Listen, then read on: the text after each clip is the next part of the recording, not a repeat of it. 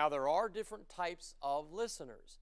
We'll start with what I call the new person in sales normally, and they're called the poor listener.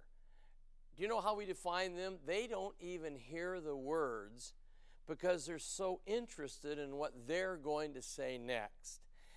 Now, this can be because of, again, being new. It can be because they lack a lot of knowledge right now. This is one reason why I think we're all a little nervous when we're new in sales, and so we don't know what we're going to say next, so we're kind of focused on that. But please try not to do that. Please stay focused on them. The poor listener is also almost oblivious to body language. They don't pick up the body language clues that a pro does. Now let's go to the average listener.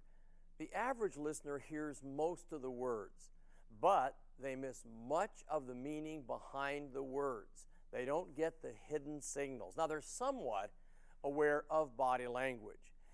Now when I thought about the best type of listener, I kept thinking, what can I give these people as a title? I guess I could call them the great listeners, the very, very effective listener. All of a sudden, the one word hit me that I thought that is the best type of listener. So I've labeled the best type of listener as the empathetic listener. See, the word empathy to me means you really care more about the other person than just making the sale. You have empathy for them. So an empathetic listener is totally focused. I mean, they block out everything that's going on around them. They forget anything else in their world.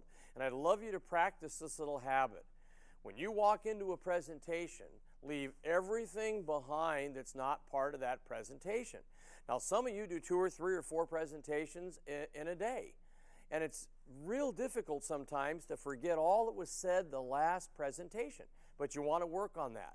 I remember stopping my car, starting to walk towards the door, and I would say, okay, block out everything other than these folks tonight. That's all I'm going to think about. I'm not thinking about the people I showed homes to today. I'm not going to think about the challenge I've got with one of my children. I'm going to really focus when I walk in there tonight. They'll feel that. They'll know that, and that's what they want, you see. They intuitively know, the top people I've trained, they intuitively know the messages behind the words, and they are students of body language. I would like to suggest, as part of your maturing in the business, that you do some research. Find a book or two that is written by a body language expert. It'll increase your effectiveness both in presenting, handling areas of concern, and closing the sale.